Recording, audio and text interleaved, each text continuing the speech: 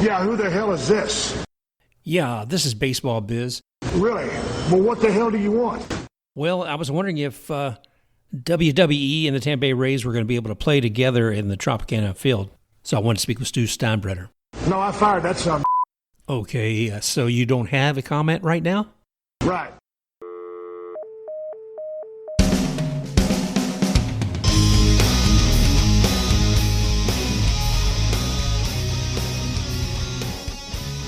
Welcome to Baseball Biz. Lo and Bigora. It's St. Patrick's Day here on Baseball Biz, and none other than Mr. Brandon Noway is with me again, celebrating this wonderful day full of shamrocks, leprechauns, and pots of gold. How you doing today, Brandon? Pretty good. I don't know what Lambigora. I don't know what that means. Lambigora? Yeah, Lambigora. I don't know what that means. Well, yeah. Hey, we just listened to that bit, about with sounds like the Cold Stone guy or whatever, Mr. Ice Cream, whatever his name is. Oh, Stone Cold. I do like Cold Stone. Well, and that little phone call we had, that's trying to find out what kind of attendance they're going to have here at the Rays Tropicana field. Part of that's because I don't know, man. I mean, you see what's going on in these stadiums, and just taking a snapshot of what you and I are seeing here in Tampa, it's crazy. It's nuts because over the last few months, the WWE has taken over Tropicana. They've been in there in the dome doing all their thing, and Wrestlemania is coming up and all that. So basically, I guess you can say they've had their spring training season in the Trop, and Wrestlemania is, well, they've had difficulty finding a home for that place. Yeah, it seems like they have, but they settled on the Thunderdome, as they call it, which, fun fact, it used to actually be called the Thunderdome when the Lightning played there. So that's your daily fun fact for me. Yeah, and I think the Lightning actually played there before we had baseball in there. So that's amazing. And so Wrestlemania, in my understanding, is that they were looking at, okay, we'll move to Amalie Arena, the Amalie Arena. Okay, that's good. But, I'm sorry, it's a little crowded there right now. We got this thing going on called the Lightning, as you were mentioning. They've got their season. Maybe they could wrestle on ice. I would love to see that. Ooh, they do that sometimes. Well, and in lieu of that, there's another team. Canada's had their difficulties, and we'll talk a little bit about how that affects the Blue Jays. But the Raptors, their basketball team, they're going to be playing at least some of their first games. My understanding is in Amalie. Yeah, and I think they were going to play the first half here. They knew that for sure. And then now that the second half was here, it looks like they're just going to finish out the season down here. Well, there you go. And Wrestlemania is being moved, still staying in Tampa, to an outdoor stadium. They're going to have it at the Raymond James Stadium, the same place that the Bucs play. So let's see. They played at the Trop, okay? So that's where the Rays, the part of the Champa Bay, they were going to play in Amalie, but that would have been the Lightning. It's the second home. So they're going to be in the third home of our champions here in Tampa. They're going to be at the Bucs Stadium. So it's crazy for them. I wish them well, all the wrestlers and such. Glad they're supporting the community because in these difficult times, we'll take all the support we're going to get. They're going to do that in 2 nights. You're taking 2 nights, Brandon, to actually do Wrestlemania in the stadium, in the open-air stadium. So I'll be really curious to see what that looks like. I did see this morning, I guess it was just breaking, but they're going to allow about 36% capacity in there for that, so I don't know off the top of my head how much that is, but it looks like 36% is what they're going with for both nights. 36% capacity. I'll be curious to see what they charge for tickets. We looked across spring training, and I was trying to find some tickets. I actually found a few, but what they wanted to go see the Tigers playing in Lakeland was much higher price than they even charged last year. So it'll be interesting to see what Wrestlemania charges for the tickets this year.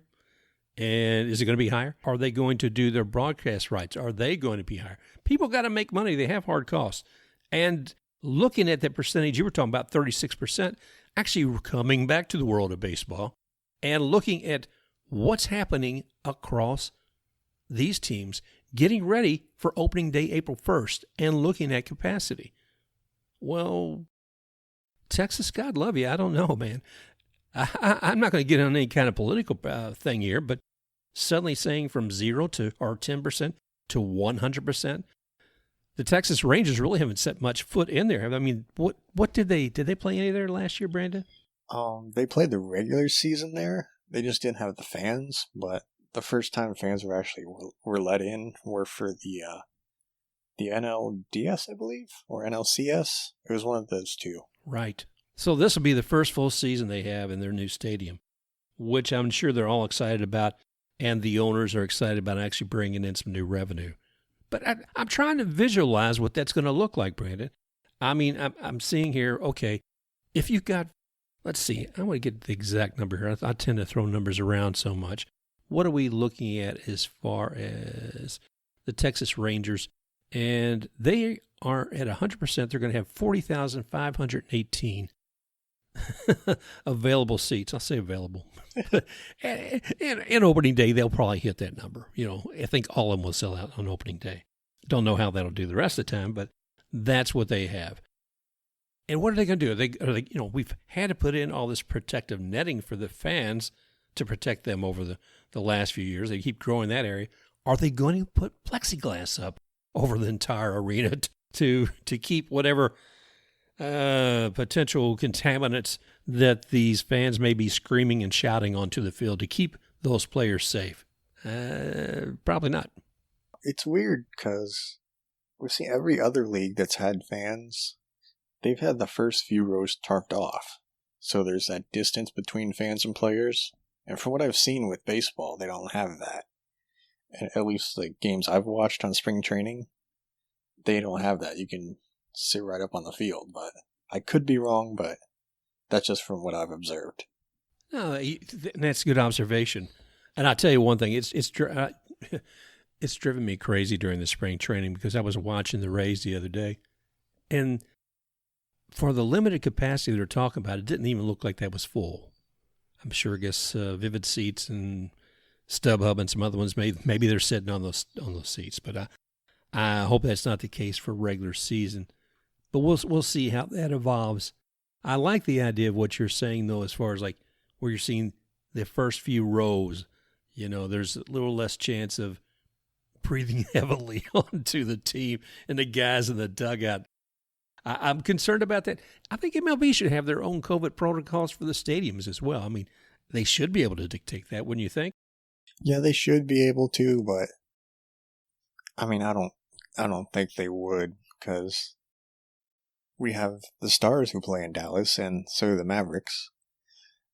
Even though they can have full stadiums right now, they're still saying, hey, we're sticking with restricted capacity for the foreseeable future, so that's probably the better route, but I mean, are those teams choosing that, or is that something being dictated by, the NBA? Oh, no, from what I've seen, they're dictating them themselves, because, I mean, they both play in separate leagues, and, you think one league would be different than the other, but they both seem pretty united on the fact that we're not going to do a full house, and I think a contributing factor is that it's an indoor arena, but so is the Ranger Stadium. We'll open the roof, though. Come on, we'll open the roof. That's going to make everybody safe. Yeah. That's like opening a window. Exactly. Thank you very much. I don't know. Well, Governor Abbott, take notice. I mean, realize what the other teams that are doing there, and the owners of the Rangers take notice. Just because you can do something doesn't mean you ought to do something. Told my kids that all their life, and I try to live by that rule too. Think smart. So I don't know. We'll see how that plays out. But you and I were talking the other day too, in regards to the energy on the field.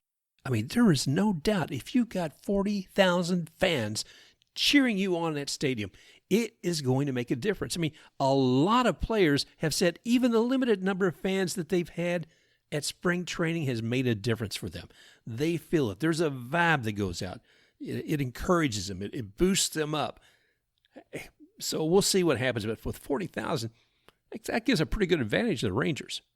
Yeah, and even just a small boost, like the Lightning, they just welcomed fans a couple days ago, and that was the loudest we've heard in an arena. It feels like forever. Yeah.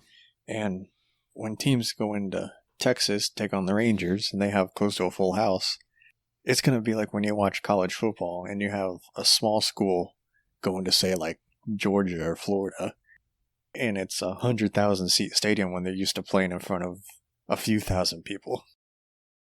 It makes a difference. And I am curious. Like I said, you're hearing some of the loudest you've heard crowds in forever. So I'm curious to see how that grows. But here's the thing. Let's take the American League West just for a moment. And we were talking about the Rangers. If they allow 100% capacity, as they say they're going to do, they're going to have 40,000 fans there. Now, let's take a look. Also in the AL West, Astros, I don't think they've made a decision yet as far as how many people they're going to let in there. That may change by the time this goes live. But that's what we're looking at here. Looking at the Mariners, now they're only allowing some of these numbers I'm going to look at twice again. That may change. 20% saying that's 9,000. Let's see. Oh, the Angels. The Angels are saying 20%. That's 8,650 fans. The Athletics, 9,400 at 20%. Now, does that mean if you're any one of those other teams besides the Rangers, that when you go hear your fans cheer, it's going to feel less effective than when you're playing the Rangers up there in Globe Field? I mean, it might. That's just a small bit of a home field advantage, if I say so. Yeah. Yeah, the other ones don't have as much of a home field advantage. You could postulate there, whether that's accurate or not. We're going to go ahead and do it anyway. So I would be interested in seeing how that's going to be. If I looked over, I know attendance for the Rangers over the years, they've had varied experiences. Like 2011, 12, thereabouts, they were doing things like they were getting to the World Series. And not surprisingly, their attendance was very high. Within a few short years after that, it was dropping by about 10,000, for average attendance. I wish the best to all these teams, but I really hope that they're going to find a way to stay safe. In regards to staying safe, MLB has decided to also put some new rules in place. A couple of these we'll talk about here in a second. I mean, some of these, some of these new rules are actually about safety for the players, and you and I can banter back and forth a little bit about this and how you and I feel about it. But there's some new rules, and recently we've been talking about Theo Epstein. He'd been with the Cubs most recently and made some differences there, and it's said it out there that he would like to be part of an ownership. But between all that time, MLB said, hey, come here. We'd like to talk for you a while. Come on in. Come on board. So a lot of these new rules that have come out are part of what Theo's input is. And a recent story by Anthony Castrovence with MLB, he quoted Theo Epstein as saying this, quote, "The game on the field is constantly evolving, and MLB must be thoughtful and intentional about progressing toward the very best version of baseball, a version that is true to its essence and has enough consistent action and athleticism on display to entertain fans of all ages." Okay, so we'll see here. Yeah, I know. What I said back then is, while I have great feelings for Theo, at the same time, he's there with a bunch of lawyers who run MLB. That's just a mindset you have to remember, and it's not good or bad. It's just you have to realize where they're coming from first. And part of that's going to be protecting the players, protecting the game so the revenue will be there, and trying to keep the game exciting enough to bring in more fans. So rule changes like the ones we're going to discuss here in a moment don't just happen. A lot of thoughts given to them. Sometimes, though, it feels like they're throwing spaghetti at the wall, see what sticks.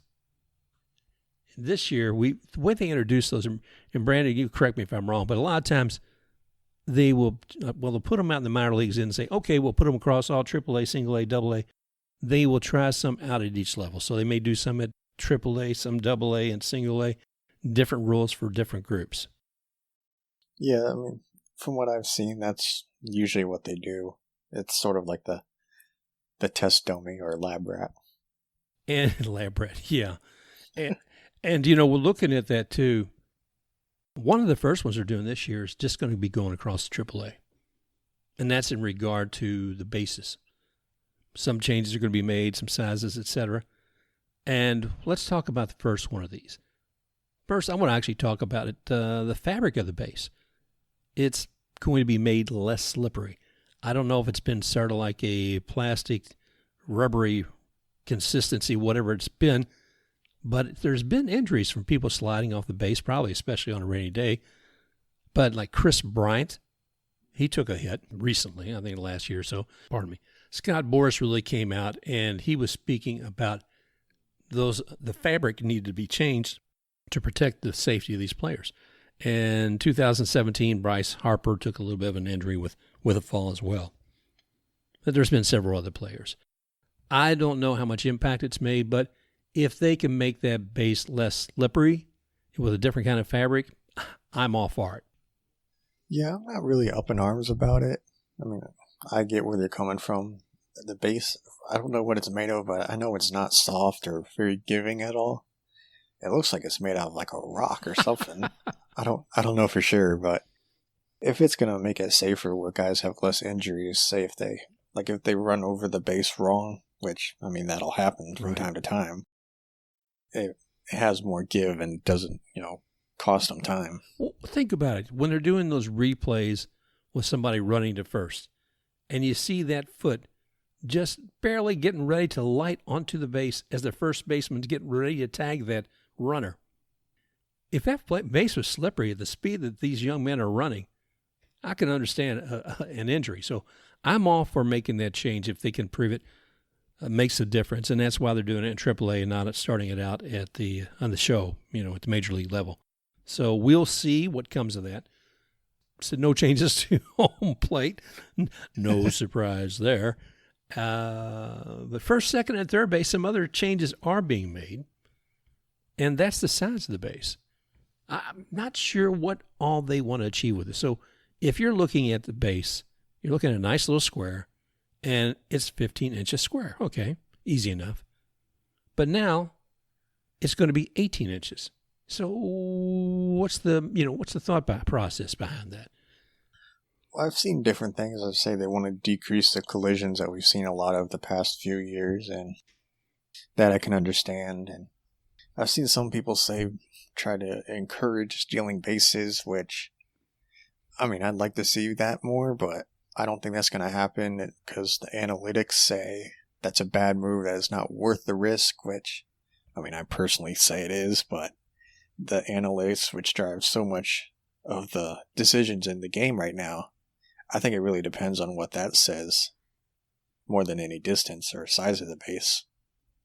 Yeah, I agree. Maybe they're just making them a little wider. So when you see a batter running to first and they have to stay within that certain field of, you look at the home plate umpire when a runner's going to first and they're looking to see, if they're staying within that little area that they have to be at. The name escapes me at the moment what the rule is.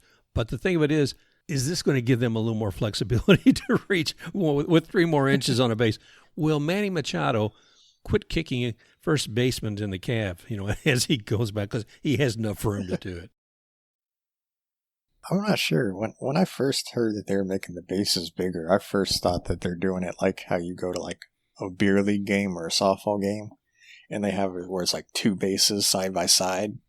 I thought it would be something like that, but I mean, if it's like 3 inches bigger, that doesn't really seem like it makes that much of a difference in the grand scheme of things. No, I can't imagine either. Will be interesting to see what they do with that. So that's going to be happening also. Those are the changes then at AAA baseball. We're looking at home plate remain the same. No big surprise there.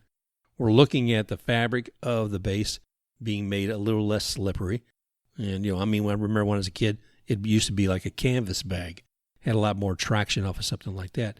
And first, second, and third bases, we're talking about the increase of the size. Is it going to decrease collisions? Is it going to be more stolen bases? I'm looking forward to finding out. So I'm going to be going to some AAA games. One thing we do know is the distance between bases is still going to remain at 90 feet. Even if you get another couple of inches closer to the base with a larger size. We'll see. Okay, this next one I've really got mixed feelings about. And this is going on at all AA games, and it is the shift, okay? The shift. So, and see, and looking here at this one article we were talking about earlier, and the guy saying, he calls it the defensive positioning restrictions for all AA teams. Yeah. Well, what's interesting about this is basically they're saying all four of the infielders have to have their cleats within the boundary of the infield dirt. They got to have their feet in the dirt. They cannot be stepping out into the outfield. The shift's being pretty much negated at this point. Now, what is interesting, let's see. They're not going to make it where they force two infielders where they each have to be on one on each side of the second base bag, which kind of surprised me. If I thought you were going to do the one thing on the shift, you'd probably also say, okay, I'm not going to have the third baseman, the shortstop, and the second baseman all on the same side of the base. Or I'm not going to have the shortstop on the second baseman between first and second, and the first baseman. So that evidently is not going to be touched. Yeah, I have mixed feelings about this too. Because, I mean, honestly, I hate the shift. I think it's kind of gimmicky. I think, if you want to be in better position, why don't you just move further back? That way you can cover more space as a defender. And also I'm thinking, these are the best hitters in baseball. They can't, sort of control where they put the ball now. Like, we see all the time. How often is the third baseman playing closer to second than he is third? He's like 60 feet away from third. Why can't you have the best hitters baseball has to offer? Drop a bunt down the third base line where it's guaranteed to be a single if it's fair. And if they're fast like Kiermaier is, it could easily be a double. Why can't we do that? I'm with you on that, brother. I mean, but some people will complain that and say, well, it doesn't test the athleticism of the fielders because they don't have to be worried about taking 3 or 4 extra steps because right now we've got 5, 6, 7 guys out in the outfield. So guess what? You don't have to worry. They say, well, the athleticism of that is being challenged. But here's the thing, Brandon. I mean, if you have a pitcher, they're a specialist. They have certain things that they can achieve and they're going to do. And I'm going to deviate a little bit here saying, and that's why I think designated hitter is a great idea. Okay, because you have somebody who's such a specialist. Now, are you going to tell me that you're going to say fielders, okay, we do have this. You have a guy who can do center field. He's going to have to really be able to move quickly from side to side to get the ball. If you're a team who doesn't have the bankroll of some of these other teams, you have to make do with a player who's very, very excellent, but maybe he's a little lesser. And the best way to attack that batter is to be able to have some of your fielders a little closer together or maybe further out right off the dirt. And I don't really get how, it's taken away athleticism, if I understood what you were saying right. Because when you look at a guy, wouldn't you think he's more athletic if he has it's like right on the edge of his fielding range where he makes a diving play to save it and then gets the guy out?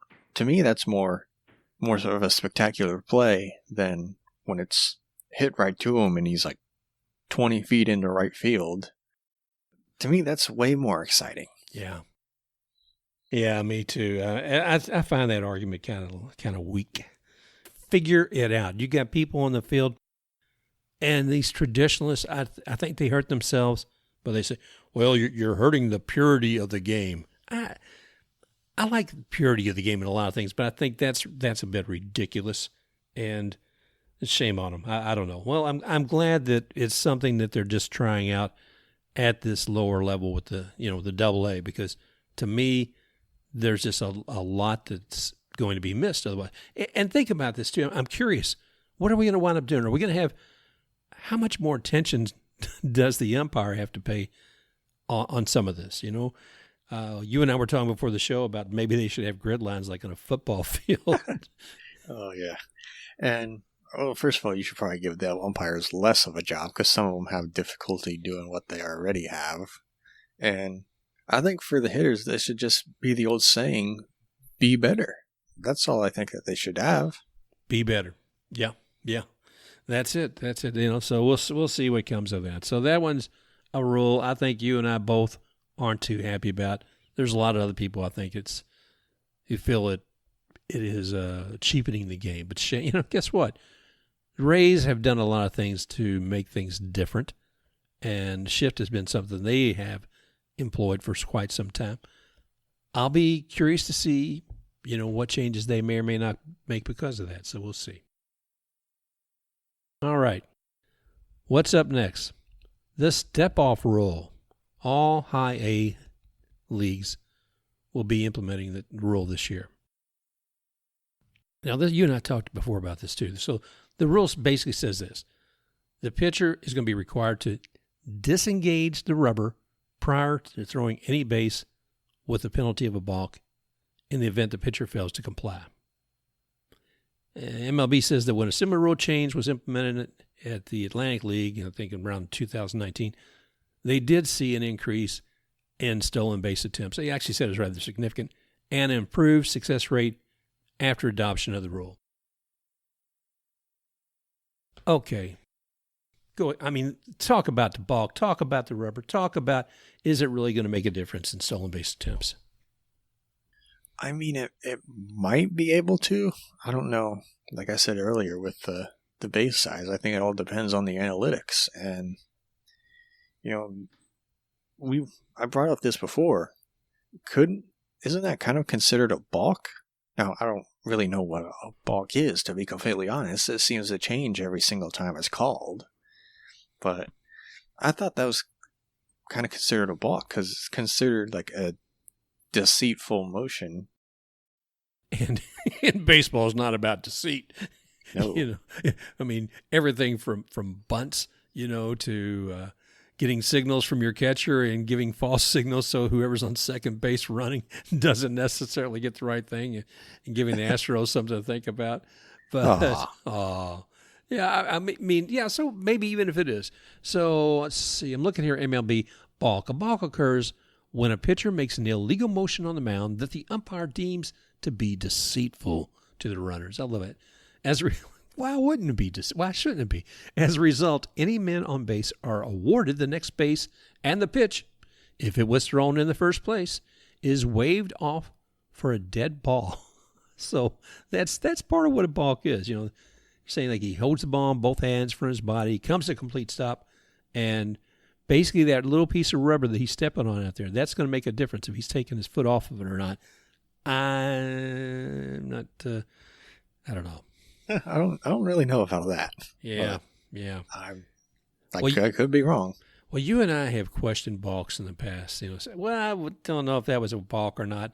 And maybe we should get the robot umpire to call that too. I don't know. Jeez and Pete.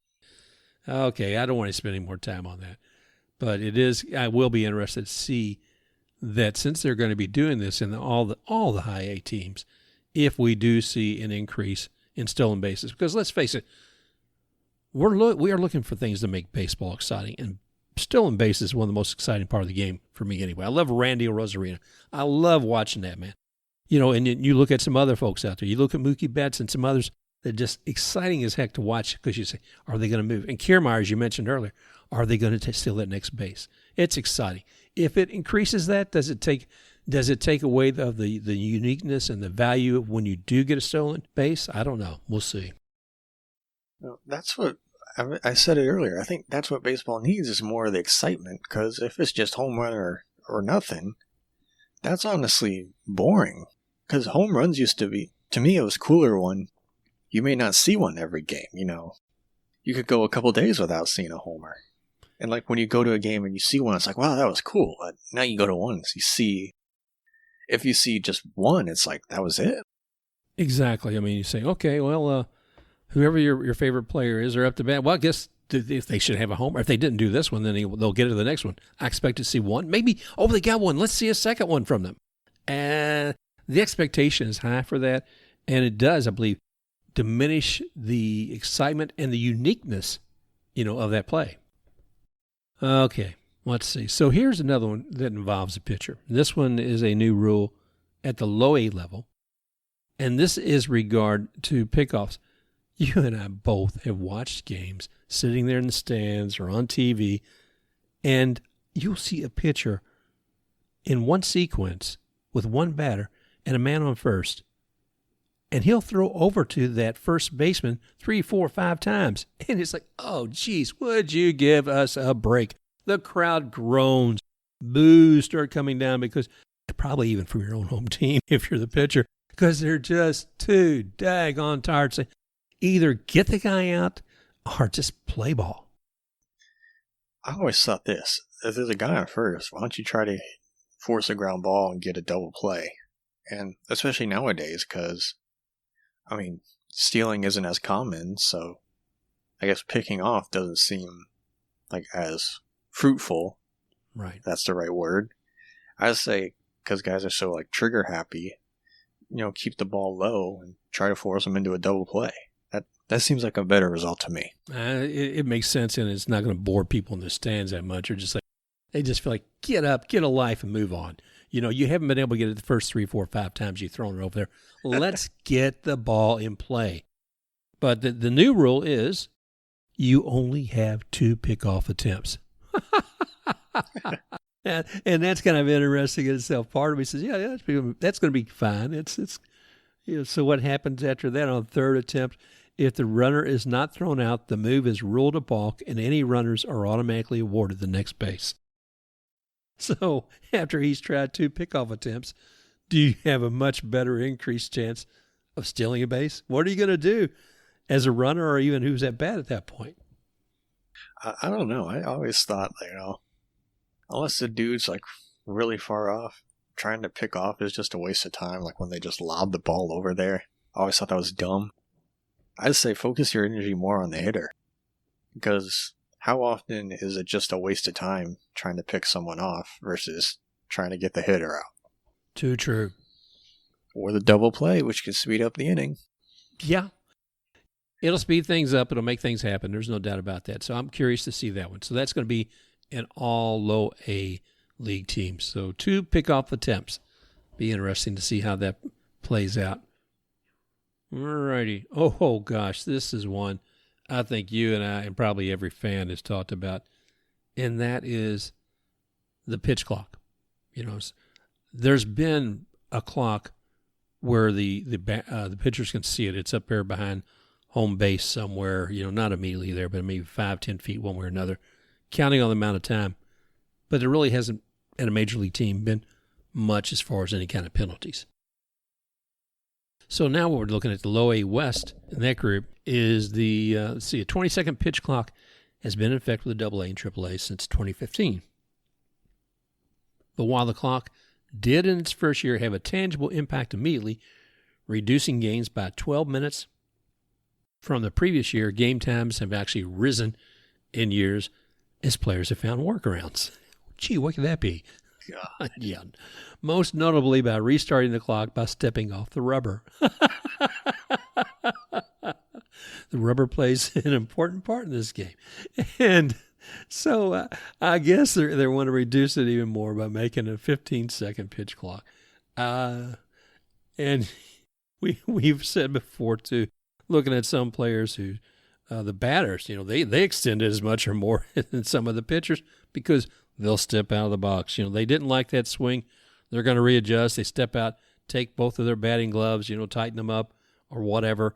And it gets to be a little ridiculous. There definitely should be some things in place. I'm not sure what we're going to see from a 15-second pitch clock as opposed to a 20-second pitch clock when we haven't actually enforced any kind of a pitch clock on Major League Baseball yet. I think it should just be, all right, you get 20 seconds. If whoever's not ready, if the pitcher's not ready, it's a ball. And if the hitter's not ready, he's taking his time, messing with his gloves, or just walking around, it counts as a strike. And it's like, oh, well, too bad you had 20 seconds. Sorry. You stand around most of the rest of the game. You can't be ready now? Yeah, I agree with you, my friend. So we'll see what evolves from that. I don't know what Theo Epstein's going to be doing with all this, I mean, there's a lot of things are going to be changing. I would love to be sitting back on their analytics team, if you will, analyzing all the impact of these, looking throughout the season, because they're going to be measuring each one of these as their own little microcosm. And then I have to question if you have it in such a microcosm that you're saying, okay, well, we're going to do these with low A teams. But no, I tell you what, let's just do it with the low A West or the low A Southeast. And I'm sure they've got somebody with a slide rule who can figure that stuff out a lot better than I'll ever be able to do it. But it seems like the sampling would be a little small to make any kind of determinations. Yeah, I mean, with all these rules that they're testing out, they might have to add more leagues. Yeah. Okay. I'm sorry. We just got rid of 40 some odd teams, and you want to bring more back? Look, Manfred's wanted to control. Yeah. Manfred has wanted to have won all baseball for some time now. Finally eliminated minor league baseball organization. Basically, they were just a company that was contracted out to Major League Baseball. They were not.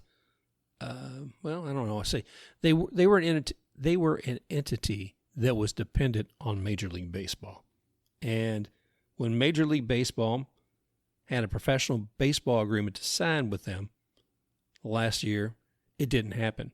So anyway, kudos to you, Mr. Manfred, for getting closer to your full one baseball organization. I guess you call him Darth Vader if you wanted. I don't know. I'm sorry. That's my rant on that. But I had to throw that in there just for you. Oh, yeah. You know how to light my fire and get me going, don't you, brother? Yeah, Yep. Yeah, it doesn't take much. There's a few hot buttons of me, and that's one. It was a fastball right down the middle on my 20-pitch clock. All right, you. Yeah, and I went right for it. Okay. All right, here's another one. Let's see. Robo Umps have returned, okay? Low A Southeast only, again, talking about very limited. The long proposed, the automated balls and strike system will finally become a reality in affiliated ball with this experiment. Though a human umpire will be positioned behind home plate, the Hawkeye tracking system will be used to deliver an audio signal to the home plate ump, who will then relay the ball or strike call. I wonder if the umpire union is going to be up against this. I'm sure they will be, even though I don't think that they have really a leg to stand on, because how many times do we see a ball go right down the middle, be called a ball, or a pitch that's in the other batter's box be called a strike? I mean, it's 2021 now, and wouldn't you want all the technology to help you make the best calls you possibly can? And plus, it's less work for you to do. There you go. Who doesn't want less work? Well, evidently there were a few on a recent Giants game in spring training who doesn't want, they want less work. Basically, they had played as many innings as they wanted to, the two teams, and they decided, let's go ahead and play in the bottom of the ninth. But spring training's loose, and they had already said, well, we're not going to play that many. And the umpires left the field, man. They just said, yeah, okay, you guys want to play, go ahead and play. We're leaving now. And that was with the Giants game recently. Yeah, I know, it's crazy. But umpires drive me nuts anyway. I mean, we've had Angel Hernandez. We've got, what is it, Cowboy Joe West. Oh, Country Joe West. Country Joe West. That's right. I can't want to say Cowboy. I can't imagine why. Country Joe West. And these guys should be invisible. An umpire should be invisible. They shouldn't have a personality in the sense that we can raise them up and say, did you know about Joe West did this or Angel did that? And some of it be because of a faux pas or something because they're very expressive. God knows Country Joe was very expressive.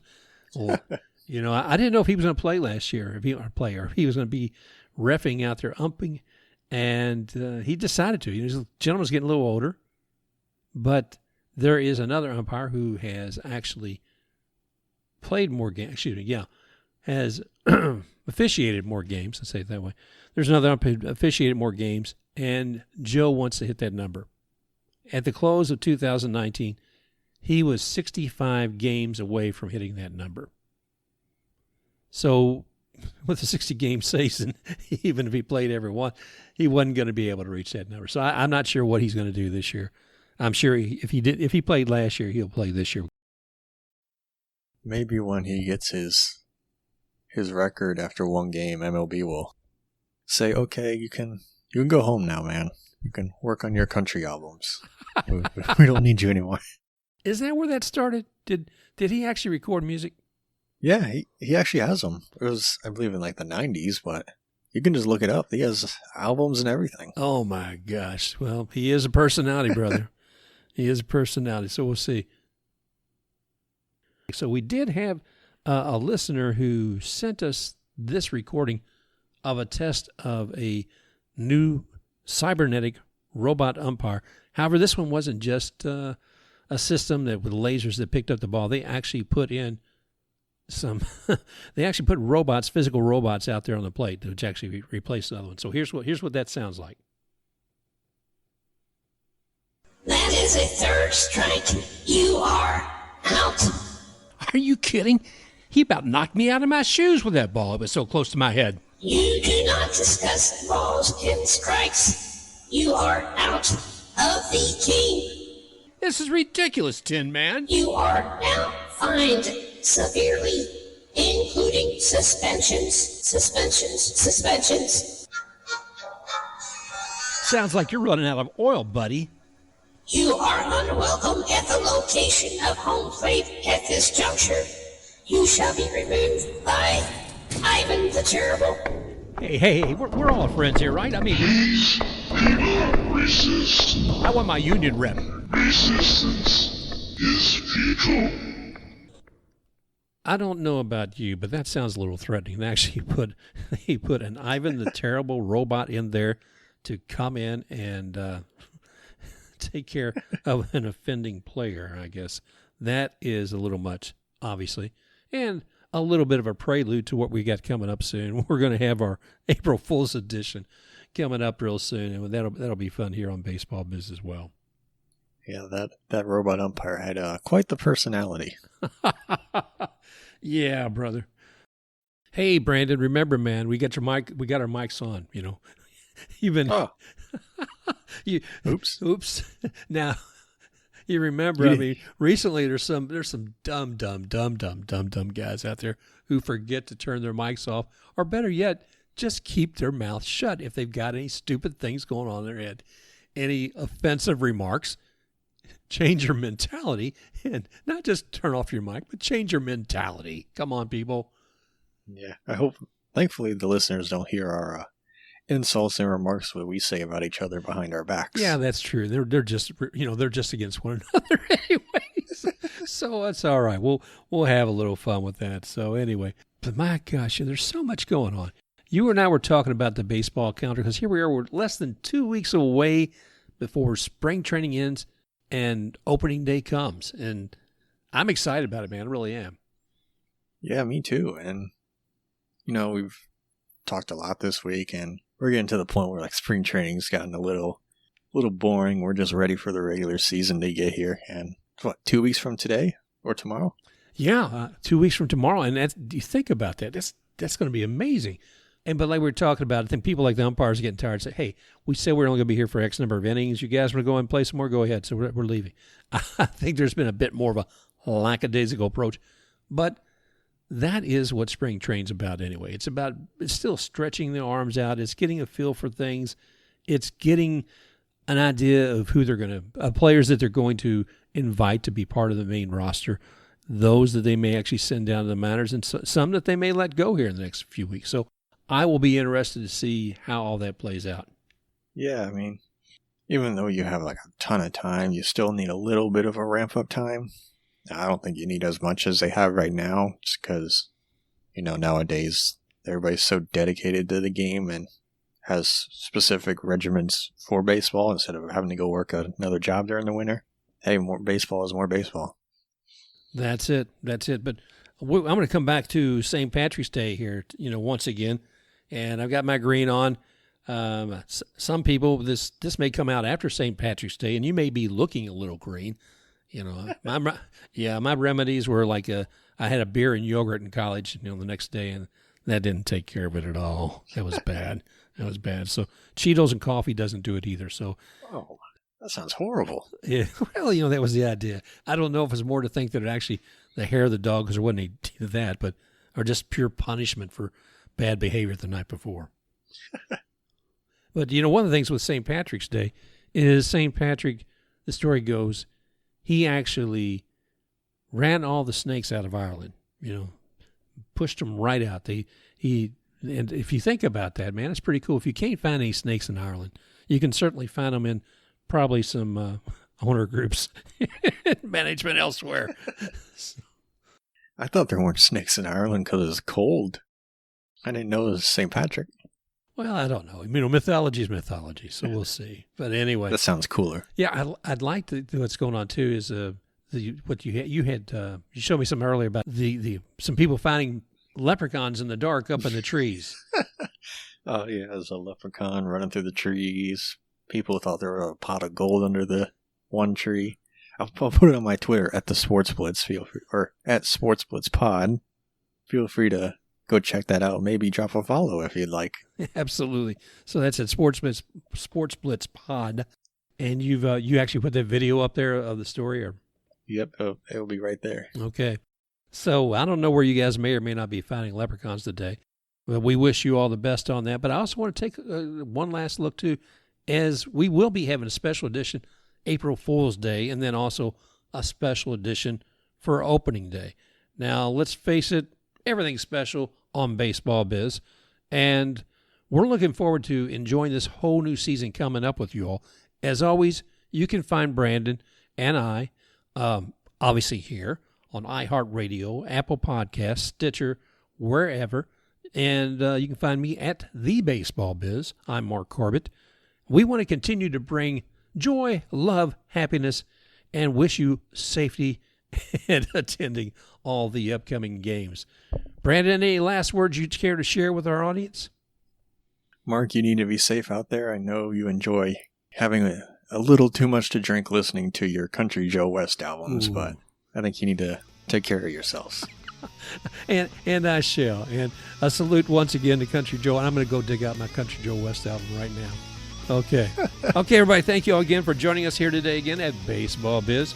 And we'll be talking with you all again real soon. Special thanks to X-Take RUX for the music Rocking Forward.